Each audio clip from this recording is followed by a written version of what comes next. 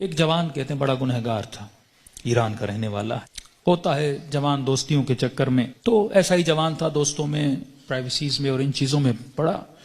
جب والدین نے زیادہ پوچھنا شروع کیا تو اس کو پتا تھا اب گھر میں تو یہ میں کام نہیں کر سکتا، نشے کا عادی ہو چکا تھا، تو اس نے ماں باپ کو چھوڑا۔ کہتا میں اتنا بد اخلاق تھا، جب غصہ آتا تھا تو کبھی کبھی ماں کو بھی مارتا تھا، باپ کو بھی۔ جب نفس کی حکمرانی ہو جائے نا بندے پر تو ظالم بھی بن جاتا ہے۔ کہتا الگ میں نے فلیٹ لیا، ایک گاڑی تھی، میں اس سے مسافر اور پیسنجرز اٹھاتا تھا ایران میں، جو دن میں کمائی ہوتی تھی، رات کو نشہ، گناہ، فحاشی۔ کہتے ہیں محرم کا مہینہ شروع ہوا، ایام محرم آئے، 6 دن گزر گئے، میرے دوست نہیں آئے۔ میں نے فون کیا کیوں نہیں آئے، انہوں نے کہا کہ مصیبت کے دن ہیں، ایام ازا ہیں، ہم گنہگار ہیں لیکن کم از کم 10 دنوں میں ہم احترام کرتے ہیں۔ تو کہتا میں غصے سے دوستوں کو آنے کی ضرورت نہیں ہے، میں نے گاڑی نکالی اور راستے کو جا رہا تھا، مسافر اٹھاتے اٹھاتے رات بہت لیٹ ہو گئی تھی، اس راستے پہ ایک میں نے لڑکی کو کھڑا ہوا دیکھا، اسے میں نے گاڑی میں بٹھایا، کہاں جانا ہے، کہا سیدھا جانا ہے۔ آگے چلتا گیا، اچانک نفس نے غلبہ کیا، گناہ نہیں کیا تھا اتنے دنوں سے، ذہن میں خیال آیا اکیلی خاتون گاڑی میں ہے، نیت گناہ کی، گاڑی کو میں نے موڑا۔ یہ جوان بچی محجب کہنے لگی کہاں جا رہے ہو، مجھے تو سامنے جانا ہے۔ میں نے وہی گناہ والے جملے بولے، اسے دعوت گناہ دی۔ کہ بچی رونے لگی، تو کیسی باتیں کر رہا ہے؟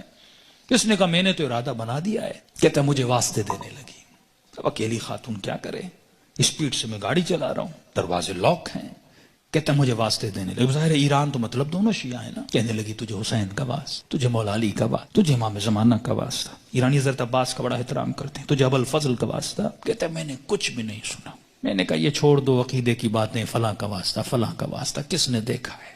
کہتے آخر میں اس نے ایک جملہ کہا جس سے میرا وجود کانپ گیا۔ کہا تجھے نہیں پتا میں کون ہوں؟ کہا میں سمجھا بولے گی فلاں پولیس والے کی بیٹی ہوں، فلاں افسر کی بیٹی ہوں، یہ ہو وہ ہوں۔ میں نے کہا کون ہو؟ کہا میں سید زادی ہوں، تجھے واسطہ میری دادی زہرا کا، میرا ادب نہیں کرتا، میری دادی کا ادب کر۔ کہتے پتا نہیں ایسا کیا ہوا۔ میں نے گاڑی روک لی، میں نے کہا کہاں جانا ہے؟ کہا مجلس پہ جا رہی تھی، امام بارگاہ پہ اتار دو۔ کہتا میں نے جا کے اتارا، پورے راستے میں خاموش رہا، سمجھ نہیں آ رہی تھی، ایک خوف سا میرے وجود پہ طاری ہو چکا تھا۔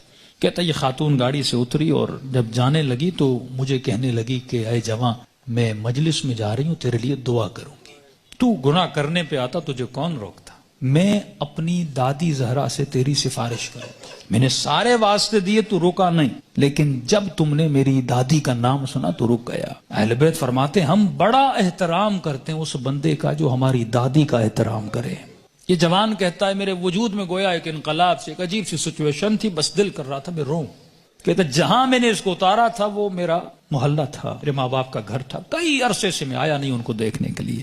میں نے کہا اس بہانے سے جاؤں، ماں باپ سے مل کے آؤں۔ کہتا اب جیسے میں نے اچھائی کی تو اچانک ذہن میں خیال آیا، اب پاورفل ہوا، میرا روح پاورفل ہوا، نفس کمزور ہو گیا، میں نے نفس کو مارا، اس کے گلے کو گھونٹا اور میں نے اپنے روح کی آواز کو سنا تھا۔ اب اچانک میرا روح پاورفل ہوا، میں گھر کی طرف گیا، گھر کا دروازہ کھولا، اندر گیا، گھر میں کوئی نہیں تھا۔ کہتا میں نے ٹی وی کھولا، اتفاق سے ٹی وی پر ایک ایرانی ذاکر کربلا کے مسائل پڑھ رہا تھا۔ کہتا میں سن بھی رہا تھا، رو بھی رہا تھا، اور اچانک جب میں نے چینل بدلا تو جنت البقیع دکھایا جا رہا تھا، سیدہ کی ٹوٹی ہوئی قبر دکھائی جا رہی تھی، اور ذاکر بتا رہا تھا کہ نبی کی بیٹی اتنی مظلوم ہے کہ اس کی قبر کا کوئی نشان بھی نہیں ہے، ہمارے گھروں پر بھی چھتوں کا سایہ ہے لیکن نبی کی اولاد کی قبروں پر کوئی سایہ نہیں ہے۔ اس نے سارے مسائل پڑھنا شروع کیے، اتنے درد بھرے مسائل، کہتا میرا دل پھٹنے لگا جب میں نے سنا اتنی بہترامی نبی کی بیٹی کی۔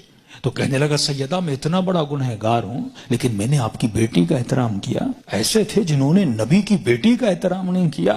کہتا اب جب رونے لگا تو مجھے اپنے گناہ، اپنی خطائیں، اپنی بدکاریاں سب یاد آنے لگی، جتنی میری اندر کی کثافتیں تھیں گویا کسی نے سامنے لا کر کھڑی کر دی تھی۔ اب میں رو بھی رہا تھا، اللہ سے معافیا بھی مانگ رہا تھا، اتنے میں میری ماں گھر آئی، جس ماں کو مارتا تھا۔ اتنے سالوں کے بعد جب ماں نے مجھے دیکھا، کہتا جیسے مجھے دیکھا تو دیکھ میں رو رہا تھا، کہتے جیسے مجھے دیکھا تو بڑے پیار سے میرے ماتھے کا بوسہ دیا اور کہنے لگی رضا تو وہ نہیں جو یہاں سے گیا تھا، مجھے بدلا بدلا لگ رہا ہے۔ تو میں نے رو کر کہا کہ اماں مجھے سیدہ نے بدل دیا۔ کہتے معافی مانگنے لگا، ہاتھوں کا بوسہ لیا، ماں کے قدموں پہ گرا کہ اماں مجھے معاف کرنا، میں بہت برا تھا۔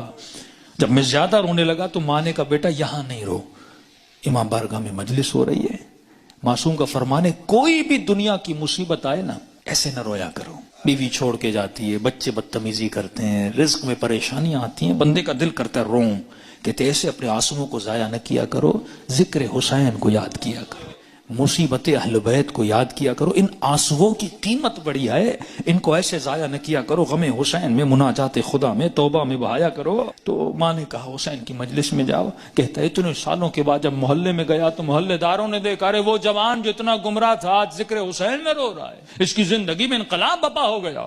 کہا کہ جب سے گیا، اس کی ماں کہتی ہے یہ خادم بن گیا حسین کا، یہ عزاداروں کے برتن دھوتا، کبھی جوتیاں بناتا، کبھی وہاں پہ ان کے لیے چائے رکھتا، دن رات خدمت کر رہا ہے کہ پورے محلے نے گواہی دی کہ یہ اس سے سچا عزادار ہم نے دیکھا نہیں ہے۔ کہتے ہیں 1-2 مہینے گزرے، ایک قافلہ بنا کربلا جانے کے لیے، تو لہٰذا اس قافلے سالار جو تھا، مسجد کا ہیڈ بھی تھا، پریزیڈنٹ بھی تھا، اس نے اسے بلایا کہ رضا ادھر آ، ایک جوان کو ہمارے ساتھ چلنا تھا جو ہیلپر تھا لیکن وہ بیمار ہو گیا ہے، میں اتنے دنوں سے سوچ رہا تھا کسے لے کر جاؤں اس کی جگہ پر، اچانک ذہن میں خیال آیا تجھ جیسا نیک جوان ہے، اسے لے جاؤں حسین کی زیارت پہ۔ کہتا جیسے میں نے سنا میں رونے لگا، میں نے کہا مولا حسین کچھ دن نہیں ہوئے آپ کے قافلے میں آیا ہوں، اتنی جلدی آپ نے مجھے اپنی زیارت پہ بلا لیا۔ کہا مولا حسین کی زیارت کی، توبہ کی، واپس آیا، پھر ایک قافلہ حج کے لیے نکلا۔ کہ رضا قافلے والے اور محلے والے بول رہے ہیں جب تک یہ جوان چلے گا تو ہم چلیں گے، کیونکہ ہم نے اس سے اچھا خادم نہیں دیکھا، اس سے اچھا محبت کرنے والا نہیں دیکھا۔ کہ تب تو پاؤں سے زمین نکل گئی کہ سیدہ اپنے بیٹے کی زیارت بھی کروائی، اب اپنے جنت البقیع بھی مجھے بلا لیا۔ کہ اتنا بڑا شرف مجھے ملا، گویا زندگی بہار بن چکی تھی۔ جب سب کچھ کر کے واپس آیا، اس کے محلے کا ایک نیک متقی پرہیزگار تاجر تھا، بزنس مین تھا، وہ اس کے باپ سے ملا، کہنے لگا کہ میں اتنے دنوں سے دیکھ رہا ہوں ایک جوان میں اتنا انقلاب آ جائے، مجھے سمجھ نہیں آ رہا، مطلب یہ ارادے کا اتنا مضبوط ہے، یہ اور بن چکا ہے، میں چاہتا ہوں کہ اپنی بیٹی کا رشتہ اس سے کرواؤں۔ اس نے کہا کہ میں اپنے بیٹے کی گارنٹی نہیں دیتا، تجھے پتا ہے 4 مہینے پہلے کیا تھا اب کیا ہے، بات کرنی اس سے جا کر خود کر۔ اس کے پاس ہے، کہنے لگا رضا اپنی بیٹی دینا چاہتا ہوں لیکن ایک وعدہ دو۔ کہ کون سا وعدہ؟ کہ وعدہ یہ دو کہ پھر حسین کو چھوڑو گے نہیں، یہ دروازہ چھوڑ کے جاؤ گے نہیں۔ کہنے قبلہ میں اپنی ہر نماز میں دعا کرتا ہوں اے خدا وہ دن میری زندگی کا آخری دن ہو جب میں حسین کے ہاتھ کو چھوڑ کے چلا جاؤں۔ کہتے کل رشتہ لے کر آ جانا۔ کہتے یہ جوان اپنے ماں باپ کے ساتھ رشتہ لے کر گیا۔